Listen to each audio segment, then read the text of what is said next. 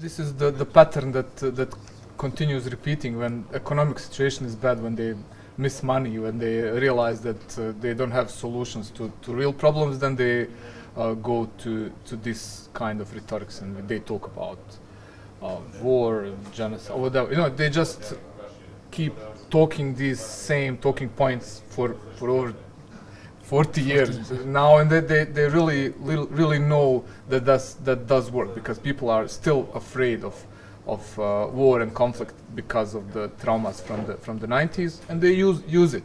And you know, they say in one interview, they say, or press conference, they say, we're gonna go to war, and then in the other interview tomorrow they say, yeah, but we really don't have any means to do it, so we probably won't do it, but yeah, let's live in fear and not talk about real issues, but just these imaginary fairy tales about conflicts and hatred. It's very simple to be, you know, nationalist politician. It's quite simple. Just one talking point. It's just about, everything is about finding an enemy, and you just talk about somebody you call enemy, and you just build on that.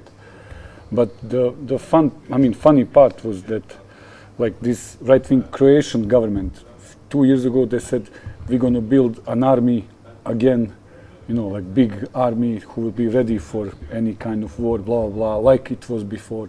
And everybody will have to serve army, you know, stuff like that. And then they start counting how much that army would cost per day. And then they realize they have money for 4 days of army. So it's ridiculous. And they just, you know, they just put, it's, you know, it's just, they just talk for the newspapers, that's it. So you don't feel there is any danger at all for there is always danger, but the situation is radically different, and it cannot be repeated in the same way that happened in the 90s, when really the conflict was brewing for years, and it had different actors and different motives, and now nobody has real incentive to do it. Really, they don't. I mean, there is no reason to do it. First of all, nobody have weapons to do it, and that's it. You know, before in the war that happened 30 years ago, there were so many weapons because Yugoslavia was producing weapons for 50 years, and now nobody have that. So even if they want to do it, it's very expensive to do it. So I know there can be some small conflict or something in serving politics. It's something, you know, conflict that you have in football stadium can move to, I don't know, some village or something. But serious big conflict, I don't think so. Eurovision, since we wrote song, yes, Euro songs like 15 years ago or something, we use this contest as a metaphor for how Europe works, European Union, international community, Western countries, how this works. You have like elite club of 5 countries that are always there because they are paying the most money, and then you have these second-class citizens. It's less important countries that have to compete and have to struggle to get on top. You know, it's very, very. And then you have those ones who cannot even compete. Yeah. Like third world citizens of Europe. Who doesn't have money to pay or whatever. And then you have, you know, Israel, you have Australia, you have all these paradoxes and strange and then you have blocks, you know, block of countries who are voting blocks in between themselves, helping each other, and then you have another block. So it's basically, as you can see it as a kind of very funny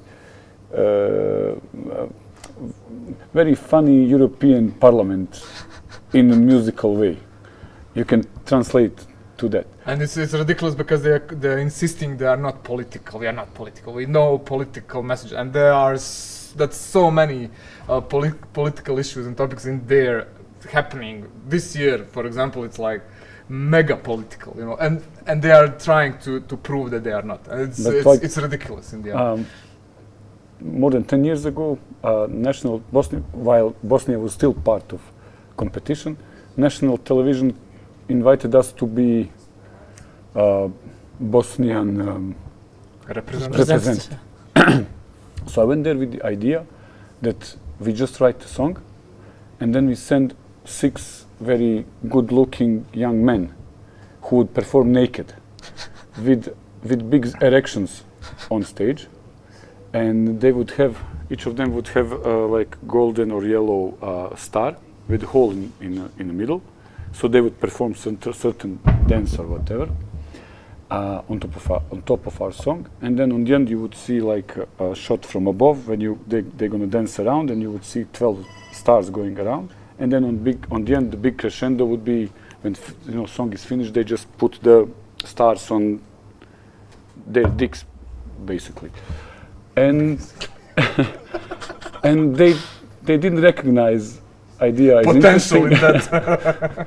Because but they said it's not about dicks, it's not about naked people, it's about, they said that your song they don't allow any politic messages during performance.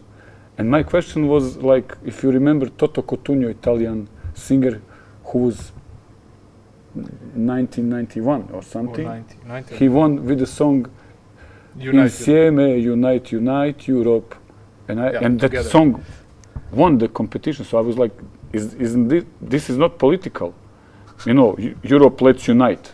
That's the most political sentence in that moment. But that was okay. And our idea of just 6 dicks and 12 stars was too political for them. And they didn't accept our participation.